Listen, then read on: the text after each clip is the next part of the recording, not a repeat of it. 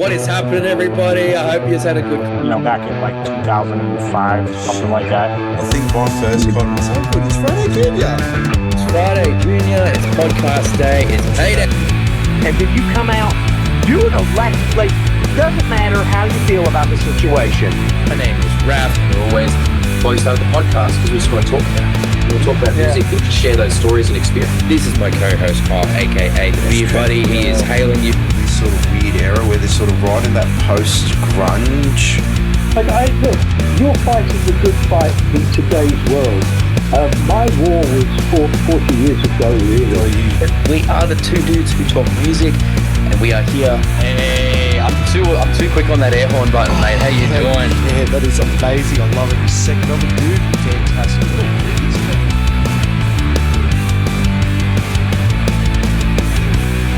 What's going on, legends? It is once again Reverend Raph and my good friend Beer Buddy here. What's going on, everybody? We are the two dudes who talk music, and welcome to another episode of the Two Dudes Talk Music podcast. It is our last episode for the year that features a guest.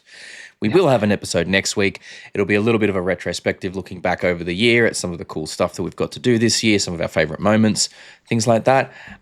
So make sure you tune in for that one. It may be one that you want to jump on YouTube for rather than the normal audio feeds. I know we just had one not long ago with our Metal to the Max coverage.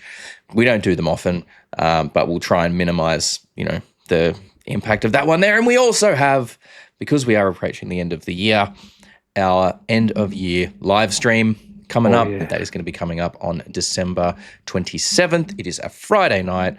It is in that weird sort of crimbo limbo between Christmas and New Year where nobody knows what time or day it is, and things kind of just loses all meaning. And it's in a haze of a crimbo limbo. I like that. I like that a lot. That's a British saying. It's a British saying. I love it. I love it. That's bad.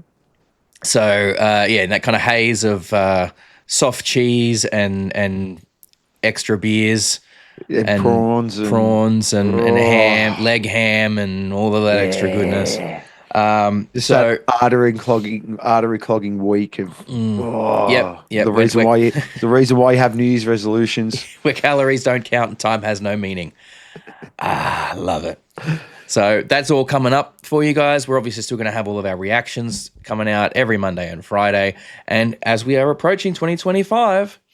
Our new series is going to be dropping as well. So that means that every Wednesday afternoon, you guys are going to have another reaction video from us, except it's going to be a little bit different.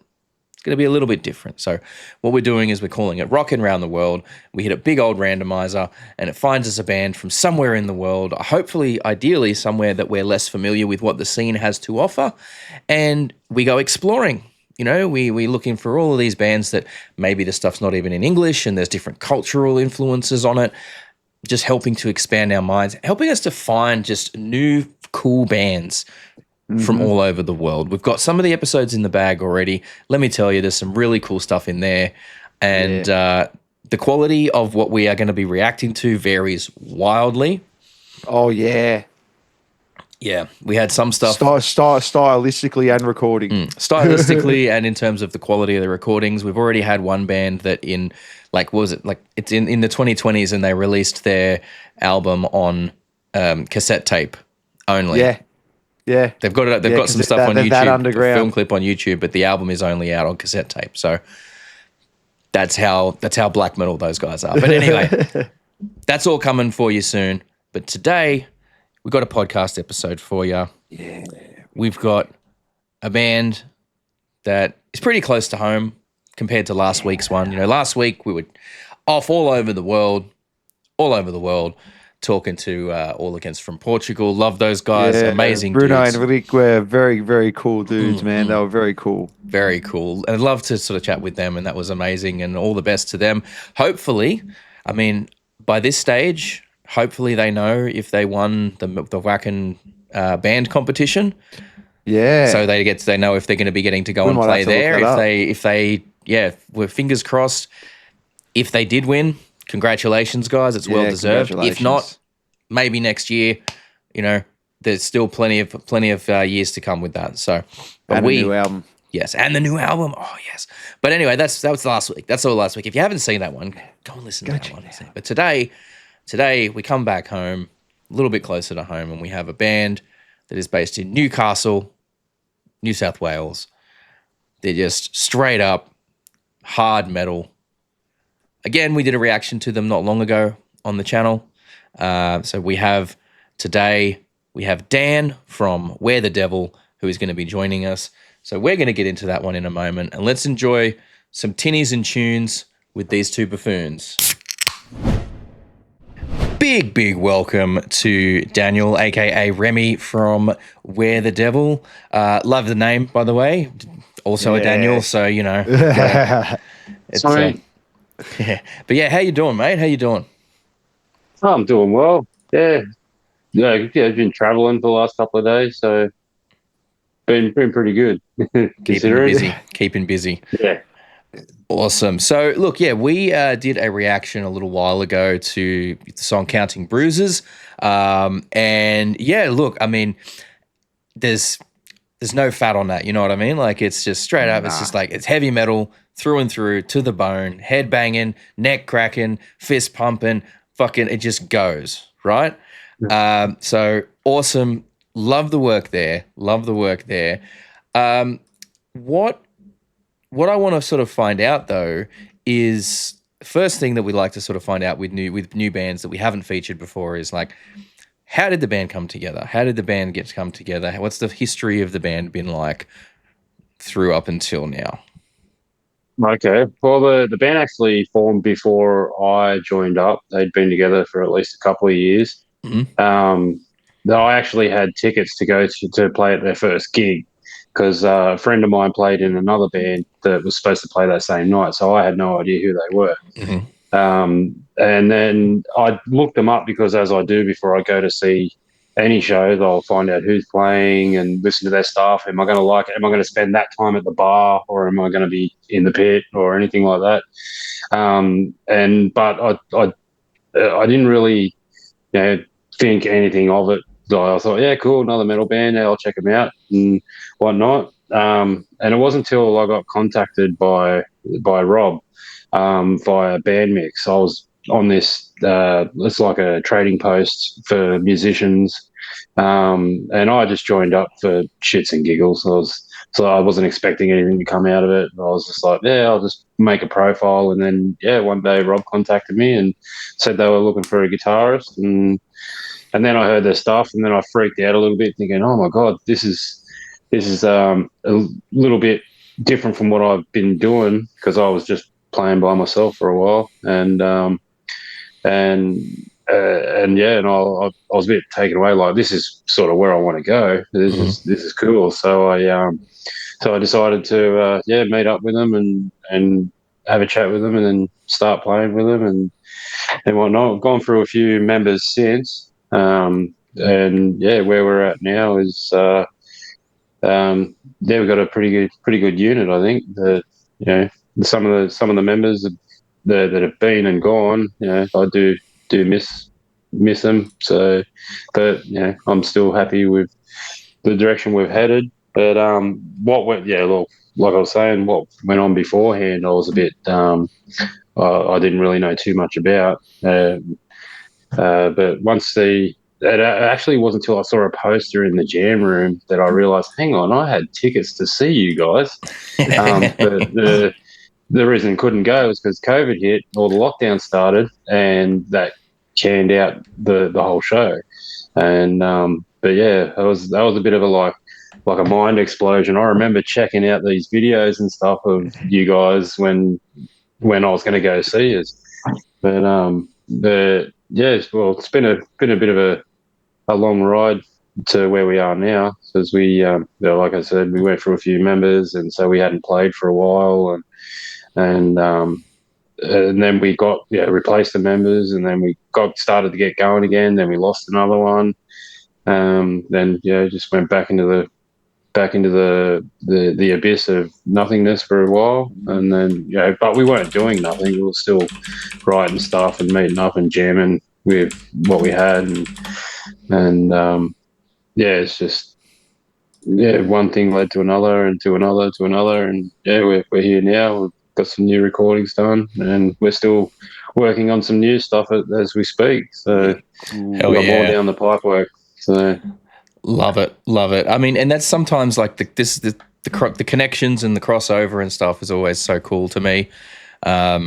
Like so I don't know if you saw much of our coverage of Metal to the Max, but one of the bands that we interviewed around Metal to the Max, I actually didn't realize a band that I used to be in had actually played with them in Adelaide. Like they're an Adelaide band, and so I don't sort of follow too much of what's going on down there. But they played at Metal to the Max. We were like, "Oh, you guys are amazing!" Blah blah. Yeah, it turns out I'd played with them before, like several years prior when I went to Adelaide. And it's something, but sometimes, yeah, the crossover can be really weird. Sometimes, like you don't always realize it's a small scene, and sometimes sometimes it's a lot smaller than you might think. I said That's this right. the other week to someone. I said, it's the heavy metal scene's got to be one of the most incestuous things on the planet because everyone's played with everyone, and these band members have played with these band members, and everyone's done shows together, and because the community's so small and tight knit, everyone's just it's great. Yeah, I'll often get people I'll comment on someone's status on Facebook or on a video on TikTok or something, and my people that I am friends with will come in and be like, "Wait, you know this person? How do you know this person?"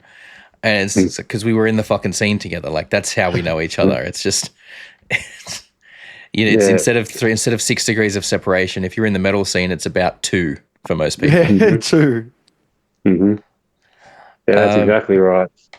So, talk us through so Counting Bruises, obviously, great song. The riffs are like absolutely banging. They're chunky as hell. The production's really nice. And you mentioned obviously there's more stuff on the horizon there. Is it like a full album that's coming? Is it an EP? Just some more singles? Like what's on the way for Where the Devil? First up, we've got another single coming out, hopefully by the end of this year, which isn't far away, or the early start of next year. And we've got an EP planned. But yeah, we've got even more. We've been working on even more again, so there could very well be a real possibility of having an album within the next year or so. So yeah. Nice. I love that. What's the can we get the name of the new one that's dropping this year? Because this episode will probably come out 19th of December. So if there's a new one out, can't be too far away. Or you're not allowed to tell us yet. I'm not sure. Okay. I would love to. I'm just not sure. That's I'd have to converse with the other guys to find out whether it's an okay thing to do or not. So, that's all right. Don't even trip, man. Don't even trip. Look, we'll have links to all of your socials down in the description anyway. So if people want to, if people are keen, they should go and check that out and see, go and follow Where the Devil on all the socials and keep an eye on when the new one's coming out. That's cool, though. That's cool. So one thing that we see a lot of these days with bands that we talk to is a lot of people in the band with sort of extra skills that they bring to the table. So like you'll have someone will do graphic design, so they'll do all the band's graphic design stuff. Someone does, like music production, so there'll be kind of someone will handle a lot of that side, at least for demos and sort of things like that. Is that kind of the case with you guys too? Do you have a lot of sort of people with extra skills to the table? Yes, we do. Well, Ben, the other guitarist, he's a photographer by trade, so he covers all our photos and anything aesthetically pleasing to the eye. Is his domain. Side note, Rob's that dude needs a neck brace because the way he was fucking thrashing his head around in that video, like it was giving me whiplash. Like holy shit! You should see him live. Yeah, no, he gives it. He gives it a lot. So, but yeah, no, he's definitely well worth checking out. So that's for sure. Rob's he's our drummer. Rob, he's our resident band whisperer. He's good with chatting, talking. He normally does these sort of things because he's really good at it. And he's also like our handy builder. He'll help build things that we might need or we have needed and haven't. We probably don't need anymore, but we still got the stuff there should it pop up to need again. So I'm like the tech guy. I've built our IEM system and I'm good with cabling and hooking things up and trying to determine if something's broken, what's wrong with it, and how to fix it if it's even fixable. Then you got Dan, who's very similar. He's got a bit of a tech mind, so he's good for that as well. And Jake, well, he's our wordsmith, and so he's good with writing lyrics and stuff. That's he's a bit out there, but yeah, he's our. I mean, he's a vocalist. Like every vocalist is a bit out there, I think. Yeah, but he's a cool dude. He's funny. Yeah, so we're all a bit of jokers and stuff like that. So we keep it light and humorous for the most part. Then when it comes down to business, put our business face on and away we go. So that's it. Take the music seriously, but not yourselves too seriously. Yes, exactly. Yeah. To be fair though, there's nothing better than when you see a band that's a bunch of larrikins and then they walk on stage and it's just like they're just zoned in, complete professional, and then they walk off stage and bang, they're back to it. They're back to just being themselves and having fun and just a bit sweatier, just a bit sweatier. Yeah, that's it. Yeah. So you mentioned you guys run an IEM rig there. Yes. Is that you guys play to click tracks or is it just mainly for like monitoring and stuff like that? A little column A, a little column B. Our drummer gets full click, and the rest of us get clicks for QE purposes, like if we're playing by ourselves.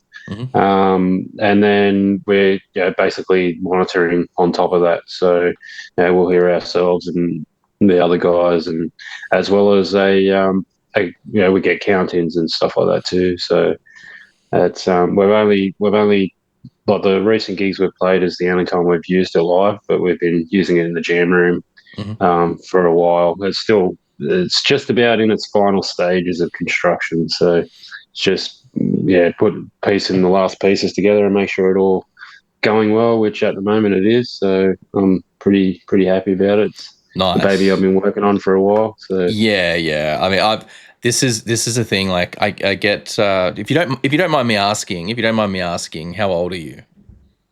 I'm 41. Okay, cool. Yeah, so we're in the same kind of bracket there. We're in the same kind of bracket. Cool.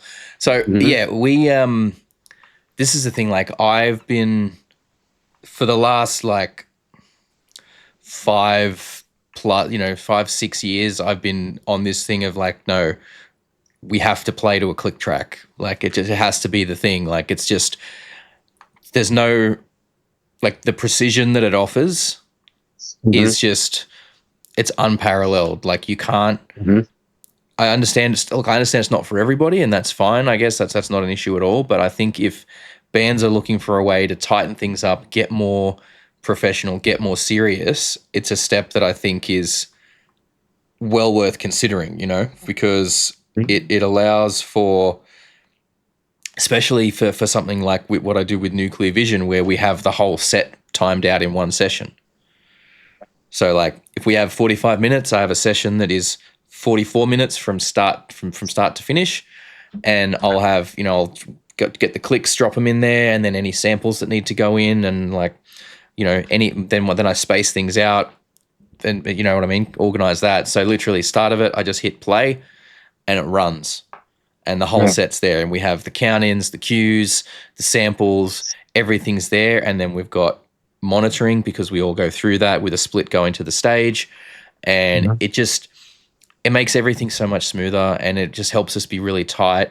And I just think, I hear some people talking about, well, playing to a click, like it's too robotic. I can't have groove when I'm playing to a click, and I'm like, if you can't play to a click with groove, get better.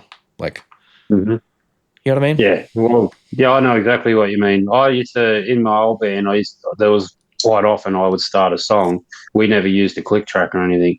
And sometimes I'd be that excited and that pumped up that I'd actually start the song a little bit faster. And then by the time you get to a fast bit and you realize, and now, holy crap, how fast are we going? And then it's all because I started it too quick. So, but well, Ben's got a built-in metronome built in. Like he's locked dead on time every time. He's actually no, that's the guitarist. The guitarist. Yeah, Sorry. yeah. No, when he's once we hit the stop and he's playing a part, it's bang right on time. It's every time. But with the click track, it's made it a bit easier for him, which is good. And it's good for me too because I can hear the click track because sometimes it can be a little bit difficult hearing him from the other side. So depending on the venue, and yeah, it's well, I like you said, I find that we are playing a lot tighter. We were tight already.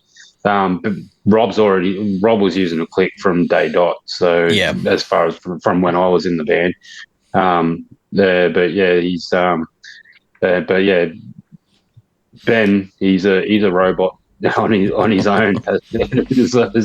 So that's yeah, he's like he's dead on with it, but Cool. I'm not so much. I get a bit carried away and I need that click to sort of, which is easy to It do. happens, man. You get caught up in the moment. It's exciting. Endorphins We're are all going, and adrenaline's pumping.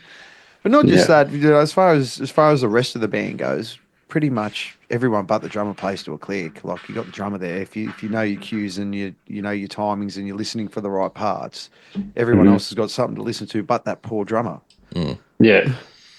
Yeah, well, Rob definitely plays to a click, and he always has, and that I'm grateful for that because it keeps us all in check. Yeah, which is good. It's the one thing that I talk. Anytime I'm talking to like a younger musician or someone that's interested in that kind of stuff, I'm like, learning to play to a click track or a metronome is it's one of those core skills that I think it's invaluable because understanding if you not like preferring not to play to a click because you already have good time is one thing like that, but not playing to a click because you can't is a problem because half of music is timing. And if timing you can't dynamic. If you can't play in time, there's kind of no point. Yes. And then what have you got to brag about? What can drummers brag about when they say they go to their weird 16/22s and all these weird bloody time signatures that they spit on about? If you can't do it to a click, it means nothing. Yeah.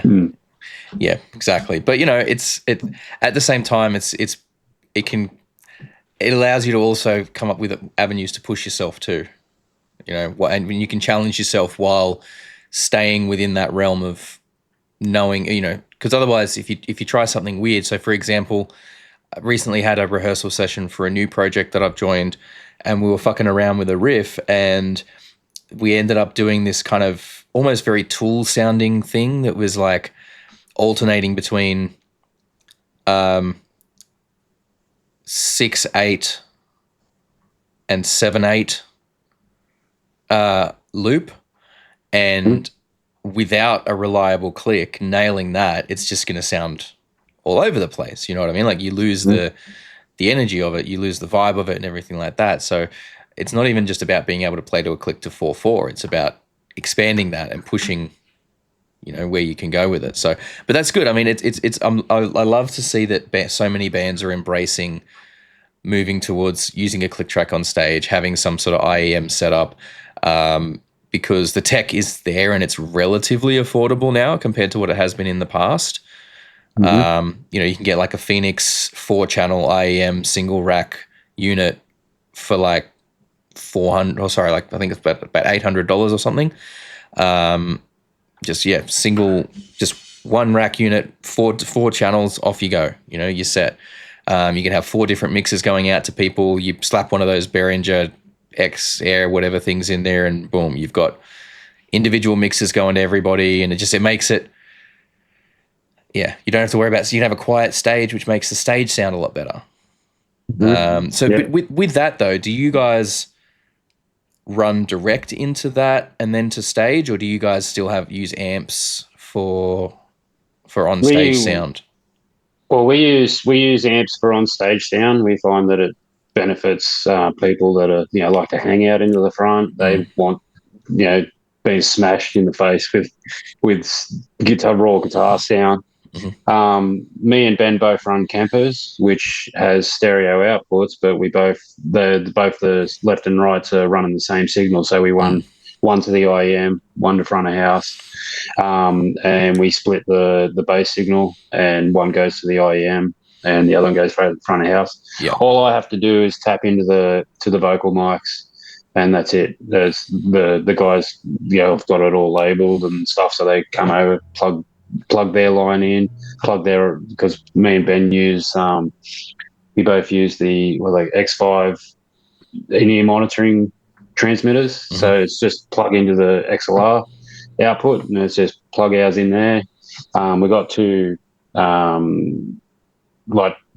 mounted transmitters. One's for Dan and one's for Jake, and I run separate lines out to Rob, so he can have independent volume control over his click, his samples, and things like that. But we run the laptop through the IEM system, so all the samples come out of the IEM system to front of house, and one set goes to Rob, and then we have our mix coming out of it as well. Eventually, we're hoping to, as we move on with it, that we might end up having our own full front of house mix running through it, and all we have to do is hand the engineer guy left and right, just make that sound good. I've considered something similar. I did consider something similar like that, but I have spoken to quite a few sound guys, quite a few front of house guys, and they have all. I mean, what they've all said to me, at least, and then this is up here, but I don't know if you might have had different experiences, but I've found when I'm talking to front of house guys about that they're like, just let us take care of front of house, because if you're sending them a stereo, every venue's going to sound different, every PA system's going to sound different, and that isn't necessarily going to be easily fixable with EQ. But I guess it depends, if you're using house sound guys, that's one thing. If you end up having your own sound guy that goes to all of these, that is going around with you with it, then that's a different situation. Well, we were going to save the snapshots of each venue. So when we play at one place, we'll either the house sound guy or a guy that we brought someone with us before who was pretty good. Either have him mix it at that place, and then we can save that snapshot. So every time we play there, we open up that snapshot. That's pretty cool. Big for that exact reason. Yeah. So that's what. So I was like, because each venue is going to sound different, and every single venue is going to sound different than our rehearsal space. So, so that's where we were. That's where I was looking at, because I'm using. You mentioned before the XR18. That's what we use in our system. That I can save a snapshot of this is venue ABC, and this is venue CBA, and every time we play at that place, we can go, well, this is already tried, ready, mixed here. Yep. And there's your signal. That's just sometimes things might seem a bit different, and that's where they can tweak it. Yeah. It might be a little bit too much high end for tonight or whatever, and then they can adjust it to suit. And but I haven't actually spoken to the sound engineer guys about this yet. I'm not at that stage yet. So when it comes up, instead of working on it and then going, what do you reckon about this? I'm going to talk to them before I'm ready to do it, so that way I don't waste all that time sorting out that sort of stuff, and then find out, we prefer not to do that. So exactly. People underestimate the power of just sending a quick spec sheet of what you're running and what you'd like to accomplish out of the sound desk to the sound engineer. A week or two prior. Man, you know what though? The amount of times I've played shows and they're like, "Yep, send us your stage plot and your input list and your whole setup, your rig and whatever." So I send all that through, and then I show up on the day, and the sound guy's like, "I'm like, they're like, so what are we working with? I'm like, I emailed it through. Did you not? Oh no, they didn't forward it to me. Yeah. Come on, guys. Like, Give me the sound if you're gonna engineer's ask number. me, if you're gonna ask me to send that, fucking read it. This is why people don't send that shit. Yeah, it's true. It's true. But it's always better to send it, and then when you get into the arguments, just check your fucking inbox, champion. Yeah. And then they still make you sound shit because we all know a crabby sound engineer, especially when you prove them wrong, is just going to be fucking fucked in the face. Yeah. Yeah, I generally I've been making a bit of a habit to meet and greet with them before Yeah. playing, before setting up. Just let them know what my intentions are, if it's all cool, if you got a problem with it, if there's anything you need from me. And they seem pretty happy. And thus far, it sounds like me doing just that, just to thank them for their job after every show. And it just seems like that they're doing it's like they're like, oh, this guy cares about me, so I might put a bit more care in. So Exactly. That's the best way to handle it. Like you talk to them, show up when you're supposed to show up. Like I'm one of those people that if it says load in is at 3 p.m., 99% of the time I'm going to be there at 3 p.m. Well, I usually get there at like 2 p.m. I mean, and the amount of times, I'm sure you can relate, the amount of times I've shown up at the time when it says to be there for load in, and they're like the place is still shut up and no one's there yet, or that they're like, oh, someone actually came at the time they were supposed to come to load in. Okay, fuck, we're not actually prepared for that because no one fucking does it. But yeah, I mean, this is just one of those things where you have to be, I look at it as just being professional, right? Because while, yes, we play music because it's fun and we're passionate about it and we love it and we enjoy it, it's what we enjoy doing, we need to, if you want to be taken seriously, you have to treat it seriously. And part of that is treating it like, your shift starts at this time, that's when you need to be there. And maybe that's part of my thing is I get a lot of the time at a gig, I switch into a work brain instead of a fun, not full work brain, like I'm actually at my day job, but it's a sort of halfway between having fun and being at work. And it's You're still there to do a job. Exactly. I encountered this. I'm not going to say what show I was at, but in the last couple of weeks, I encountered a show. I got there early with the band. And this was the most wankiest thing I've ever heard in my life. Because at the end of the day, look, sound engineers, we love you. If you haven't got bands to do engineering for sound, you ain't got a job just as much as the band. It all works hand in hand. You need us, we need you. It just works both ways, homies. But the band got in there early for load in. Sound engineer was late. Now, there was this big kerfuffle about, could the band go up there and put their stuff in the corner early? Because the sound engineer doesn't like it when, where the room is and where the bands can put their stuff, it's like two completely separate areas. And we just need time for the soundy, to get the magic done. Are you fucking serious? I wanted to film it and just be like, "Are you fucking serious?" So they're going to go set up. They weren't going to let the band load in until the sound guys showed up and did X, Y, Z first. Yeah. And it's just mate, they're going to be in the complete opposite corner of the room. They're at the other end of the room. Just let them go chuck their shit there. We're in where we are, where there's no parking. Mm-hmm. We're here to put, they're there to play the show. Pull your heads in and just let them go chuck their shit in the corner. I always get a bit nervous with all my gear sitting out in my car. Yeah, definitely. I mean, you don't want to. Anyway, you can keep your gear out of the way. Sometimes I'd love to just smack them across the head and just go, "Shut the fuck up and make everyone sound good and do your job properly. Just don't be a dick." On the same token, I think that they probably think the same thing about some band members too. 100%. Like I said, it goes both ways. It goes both ways. Right. I can only imagine how painful it is for the soundy when he's talking through there going, "Can we please check drums? Can we please check drums?" And everyone's just going, man, on stage. Yep. And it's just I'm trying to get this done quickly here. You've only got a 10-minute changeover. I completely understand that. Yeah. That was me in the old days. The the arguments between, well, you know, that we're trying to check drums and then the guitarists are up there riffing away on their stuff. Like, yeah, It's and like I this couldn't is- hear you. Yeah, I'm not surprised. Yeah, it's like, what's that bit in Some Kind of Monster where they're in the studio and they're trying to, like, Kirk's playing, but he can't hear him because he's playing, and so they're like yelling through, trying to get his attention through the talk back in the studio, and they're just like, Kurt, Kurt, Kurt, Kurt. Yeah. Yeah. You're banging up against that glass. Well, what? What's up? Yeah. What are you so yelling for? Yep. Yeah, but no, I mean it's this is part of the whole thing though, right? Like, it's just gigging is both the funnest and most tedious part of the job sometimes.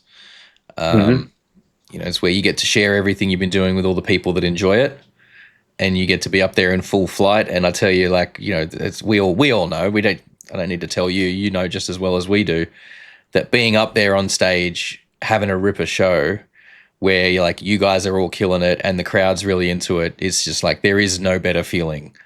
It's just, it's unreal. And, you know, but it only works because everyone works together. Yep.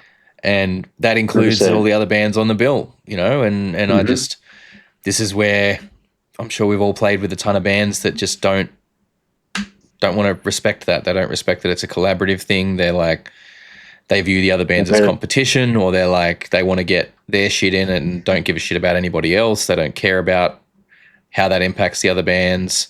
I've had bands play before us and say, "Oh, can we just leave our amps on stage for the rest of the night?" Like, no, like, they're not. Your amps are not the back line. There's already a back line there. You chose not to use the back line and to put your shit in front of them. Take it off stage when you're fucking finished. Yeah. You know, like, finish when you're supposed to finish your set.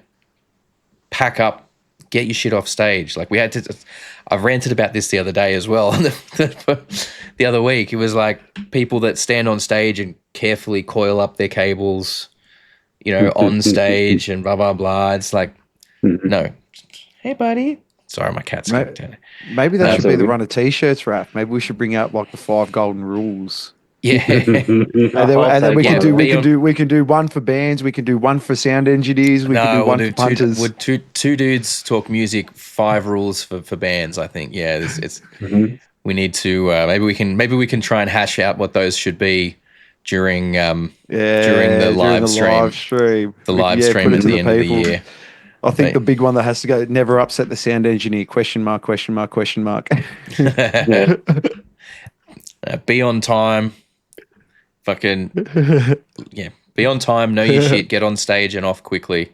It's ridiculous, you know. And Be respectful. Don't put beers on amps. Yes. Don't put beers on amps that aren't yours. If you want to put one on your own amp, fine. But when the sound engineer says no drinks on stage, no drinks on stage. But you know what though? That sign is a magnet to leaning over full stubbies. Do you know what I mean? For some reason, like, as soon as you put that sign on the stage, drinks get, like, you don't put that, you won't spill a drink the whole night. Yeah.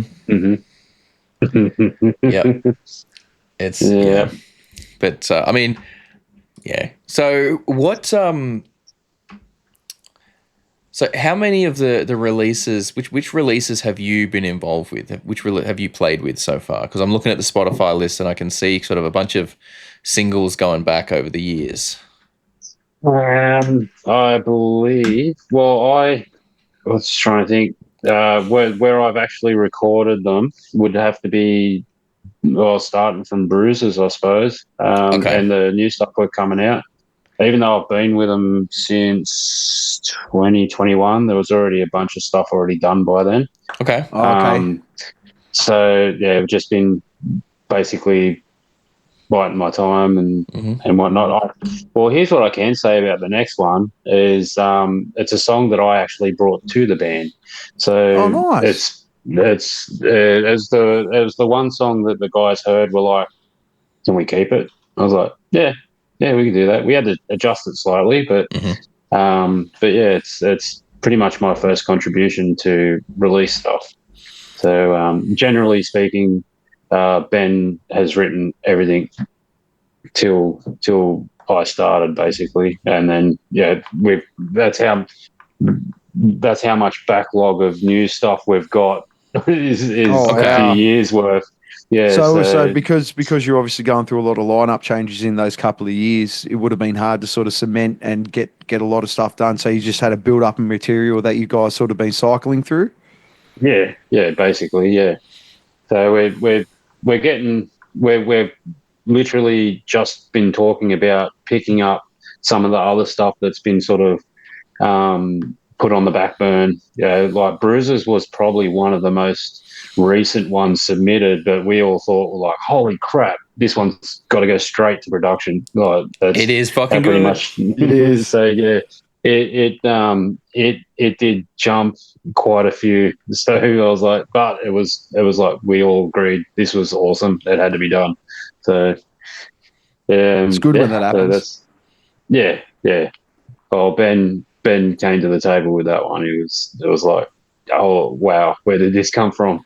So Yeah. yeah, but yeah, we've all got a whole bunch on the backbone. So we've got no shortage of new stuff. It's just a matter of working on it with everyone and getting it all together, and then going in to record it. So I think that's a problem a lot of bands have. You know, they work on an album and then it's just like 2 years of revolving through that same stuff.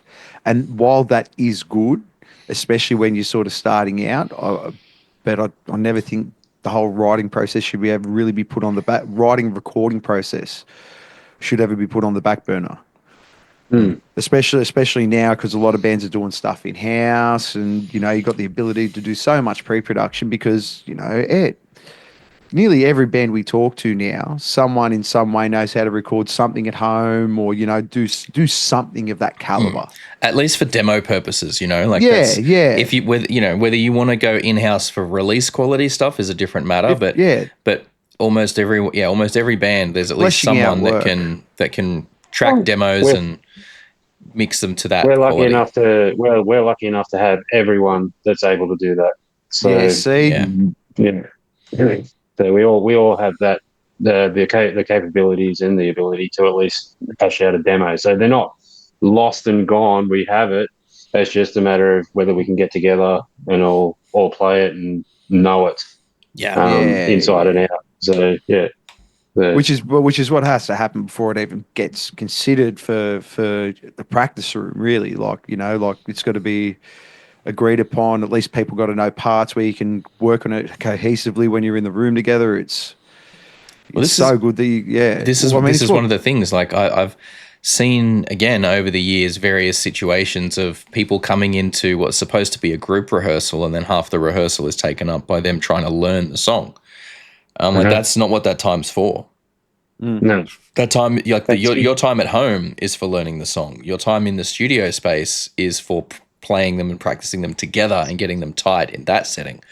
If you're struggling with a song, if you're struggling with a song or you can't figure out a part, talk to the other people, whoever wrote the part, like separately. Get together separately. That's your rehearsal time is for the band to work on things collectively as a group and get together and hash it out that way. So we used to run off the way like before we had all this mad technology where you could just share stuff at the drop of a hat. If the boys couldn't, get their head around something, someone would film themselves on the guitar and literally just where their fingers are placed. And breaking it down like that because he's that and he's exactly what I'm playing. Like and don't get me wrong, like I'm not talking about like if it's a writing session or something. Like if you're getting but together even with the that express is- purpose of writing, then yes, that's a different setup. You know what I mean? I'm talking like where there's songs there that are existing, and you're coming in, and then it's like, right, you should learn as much of it as you can and then come in knowing how to play them rather than faffing about going, how does that part go, and trying to learn it while you're in there. And granted, that could just be something that is either as I've gotten older, I've just avoided musicians, instinctively that tend to behave like that, or just as I've gotten older, a lot of the people that did behave like that have dropped away, and the people that are left are the ones that are a bit more dedicated, but and are actually going to put that effort in. But I haven't experienced all that recently. But it is something that I've experienced over time. To be fair, there's no excuse for it anymore. Not with this day and age. Yeah, exactly. So what about shows? How's the 2024 been show wise for you guys? All right. We've only just sort of really picked back up in the last couple of months, in the last few months, because the last new member we got was Jake, the singer. And we had to get him up to speed, plus we had to get him in the studio. And then once because there's a lot more to, as a guitarist, I have to learn a chorus and then repeat said chorus later on, whereas he's got verse which has 100 different words in it, and then the next verse which has the same part but 100 different words, and it's a little more time consuming for a vocalist to learn a bunch of songs in it than it is for a guitarist. I would think. Like we have our own challenges, but I know I couldn't do the whole learn vocals for whole songs. That's just not my thing. I'm not good at doing that. I have a hard enough time trying to understand what's being said half the time. So if I've got the lyrics in front of me, I can follow along and hear it plain as day. But otherwise, I don't know why. I love the music. I love the style. To me, vocals is just another instrument that it either sounds good or it doesn't. And but it's basically fingers crossed it says cool stuff or means something, as opposed to something that just doesn't mean anything. I get that's the only part I worry about, because I can't understand what's going on. That I'm worried that does it actually mean something or what? That's why I've got to read the lyrics while I'm listening to it, because once I'm reading it, I can hear it plain as day, and I'm surprised that I can't hear it without the written lyrics in front of me. But that's probably one of my Achilles heels that I have. I'm the same. I'm the same a lot of the time. I'm like, it's just always been something that for me is, and I don't know if it's like an auditory processing thing that's not quite there for me or whatever, but I very much am in the same boat as you when it comes to that. So I think it depends on the band. It took me a while, like Randy Blythe. When I first started listening to Lamb of God, it was a bit of a wash. But now it's just like I've listened to it for so long, and I know his phrasing, and the way he does everything. It's just like I know exactly. I can read it out, and like I can basically say it out on a new song. The guys at work try to be smart ass and be like, "What's he saying here?" And I'm like, "This." Yeah. Some of those favorite music that I listen to over and over and over and over again is the same. I've got this, like you said, certain phrasing, and then after a while, you know that you associate that phrasing with another song, and then all of a sudden everything comes to life, and it's like, okay, now I can understand it. Yeah, it's like learning a new language. Yes, exactly. For sure. Well, that's part of the reason that because I remember looking into this. It's like, why do so many people sound American when they sing, right? Like, or why do they have does their voice sound different? Like, it sounds like they don't have an accent, or their accent changes a lot of the time. And it's just because when people sing, they're enunciating differently. They're putting the emphasis in different places. They're drawing out different parts of the word that they might not draw out when they're speaking. And all of those goes for an impact in like the way they're pronouncing the sounds is going to be slightly different when they're singing versus when they're speaking. And a lot of that comes down to like what they've learned to sing from. Like if you're learning to sing, and a lot of the songs that you are learning to sing are, American songs, then that's how you are going to learn to create those sounds when you're singing, which is one of the reasons I think it's still really, I find it still very amusing when there's like a very thick Aussie accent coming through on like a metal song, because it still just doesn't, it still sounds a little unusual to me. Like you've got, I mean, bands like Red Bee do it. Red Bee, like, Dan they're comes really through, good. like Dan comes through so beautifully with his clean singing and everything. And his style doesn't sort of obscure the Aussie accent there. It happens with Brad from Nuclear Vision as well. Like his Aussie accent very much comes through there a lot. But yeah, And then you go on the other scale like Jebediah, where it gets a bit where it really cuts through. Yes. Or like you look at someone like the singer from Ginger, and when she sings, she's like got such a clear enunciation in what she's singing.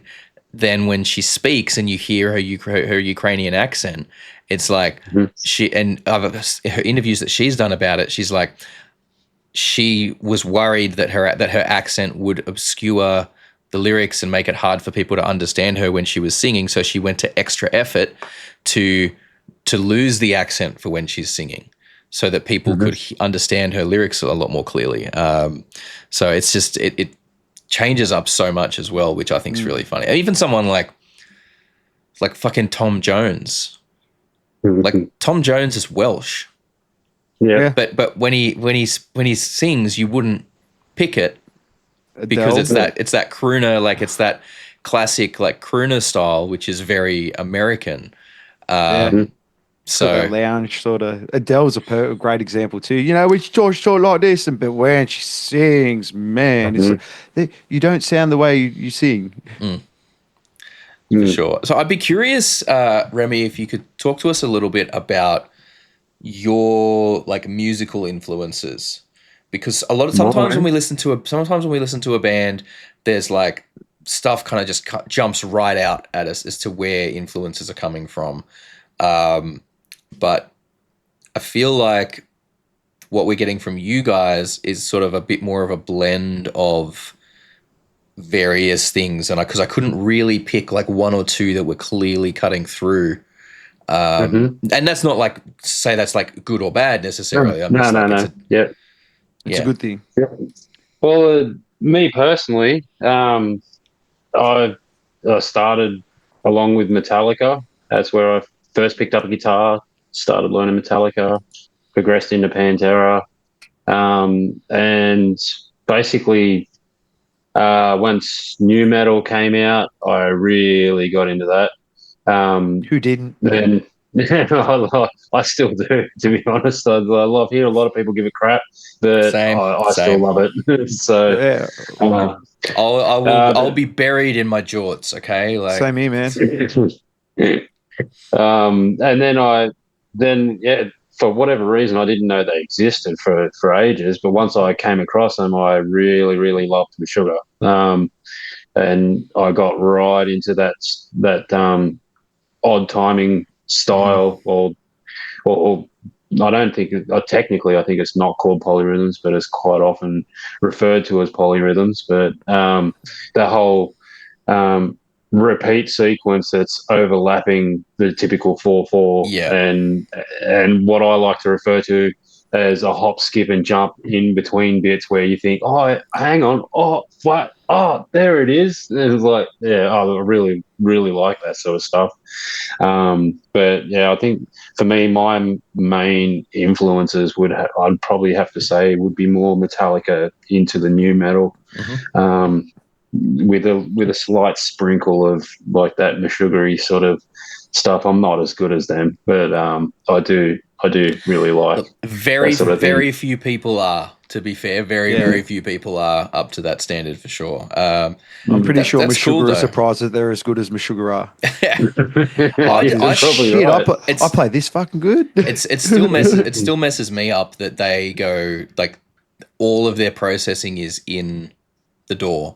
Like they go when they were in the studio, it's just literally clean from the guitar, clean signal into the session, and everything is just done in the session. Their whole guitar sound is crafted in there, which is crazy to me. Like they don't sort of throw any distortion. There's no amp. There's literally nothing prior to it going in there, which that's mind-boggling to me. Yeah, I don't think I could do it. Like I need to go back and watch, because I saw like a making of for one of their albums, and that's when I saw that. And they're like, yeah, no, this is always how we do it. Everything's just in the session, and I'm like, I need to get a deeper look at that, because that is some wild shit to me. Mm-hmm. It sure is. I mean, it goes against all conceivable logic, right? Like everything. I understand like amp sims are a thing, but even then, there's like something about capturing the sound of a real amp in the studio that is, if you get it right, it's just it's unreal. I don't know, man. I don't hear any Sugar fans complaining. No. I'm not saying they sound bad or anything. I'm just which is actually really ironic, because like most Sugar fans are like the ones at the forefront are like, it's got to be a real amp, it's got to be this, it's got to be that, it's got to be all this, and got to be tubes. Yeah. And then Meshuggah's up there with, and then Meshuggah is just like, no, we don't do stage, anything. Completely clear stage. We don't do that. Mm-hmm. Yeah, well, I mean, I saw him at the Roundhouse many years ago at the Roundhouse with, fuck, I think I'm trying to remember who they played with. Might have. Yeah, the Roundhouse. The uni. I took my young bloke to see them in iHeart when he was like 11-year-old at Animal Theatre. But I don't know. I think it was. Might have been the Lamb of God. I'm pretty sure they played the Roundhouse with. It was pretty cool. I was able to be up front when Meshuggah were playing, because like the pit can't get in enough synchronicity to be dangerous. It's all just everyone's kind of moving to their own rhythm. Then once they finish, and I'm like, right, Lamb of God's up next. Okay, I'm out of the fucking. I'm not hanging in the pit for Lamb of God. I'm sorry, I get up front. I can't handle that. But no, like Meshuggah had nothing on stage. Yep. Like it was just that them on stage and with their instruments. There was no amps. There was no pedal boards. There was literally nothing. Which is wild to think about. I'm like, that sort of setup would be just to be able to wheel it up. You've got a case and it has everything in it. Cool. Plug in one end, plug out the other, and you're set. Like that'd just be the dream to be able to do. Yeah, it'd be very light too. If it had the whole entire band in one box, then compared to carrying a bunch of amps, a heap of speaker cabs, and everything else, and compare the weight, it is like it'd probably be heavy. Just imagine how much forklift. Just imagine how much it'd save you in traveling costs. You know what I mean? Yes. Hiring costs whenever you go to the next city or when you're going overseas, and all the show and stuff's good. Don't get me wrong, but shit. Yeah, the band's got to make money. Bingo. This mentality, this wall of amps mentality, is really on the way out. Only one's mocked up, people. When you go to a Slade concert, you see that wall amp. There's only one mocked up. Yeah. I think the only exception to that would be Lemmy when he was with his bass. That was when he had the double fridge. I love that video. Lemmy rocking the double fridge. Lemmy can do what Lemmy wants. Exactly. Lemmy could turn around and play like a Hello Kitty bass, and it'd be fucking rad. Like it'd be fat. Yeah.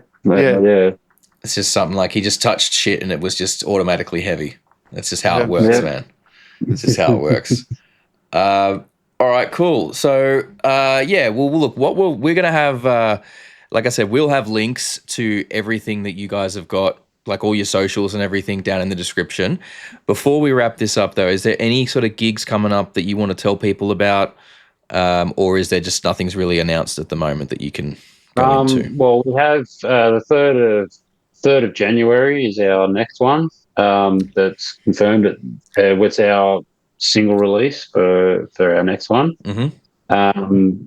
And we've got one, I think, towards the end of January as well. So we're sort of just playing here, there. The third one, the January 3rd is at Hamilton Station Hotel in Newcastle. Mm-hmm. So it's going to be a home one. It's a long travel for me. I think I've played there once. Pretty sure I played there. I don't know. Okay. It is. It is pretty much the home of like the metal scene of well, there's a couple of places around there, and we've played at all of them. So, and then we've got the 25th. I can't remember where that is, but we haven't announced that one yet. So, but yeah, the third is 3rd of January, Hamilton Station Hotel. That's our next single release as well. So Cool. hopefully it's going to be a bit of a cracker for us. Yeah. Well, if you're on the Central Coast, get along to that one because it's fucking. Yeah. It'll be worth your time, I'm sure. I'm keen as fuck to hear that new song when you guys drop it. We'll keep an eye out for it for sure. And as I said, we're going to have links down in the description to all of your social medias so people can follow you guys wherever they prefer and keep an eye out on everything you've got going on. We'll wrap the podcast there, but we will have Quick Question Quarter and Get in the Bin coming this weekend with Remy. So make sure you tune back in for those. And yeah, look, thank you very, very much for hanging out with us, mate. Thanks, we really Remy. appreciate that. No I have worries. been the Thanks for Reverend having me. Raph. He has been the beer buddy Kyle. You guys are amazing for watching and or listening if you're on the audio stream, and we'll catch you guys next time. Stay cool. Peace. Thank you so much for hanging out with us today. We really hope you had a good time.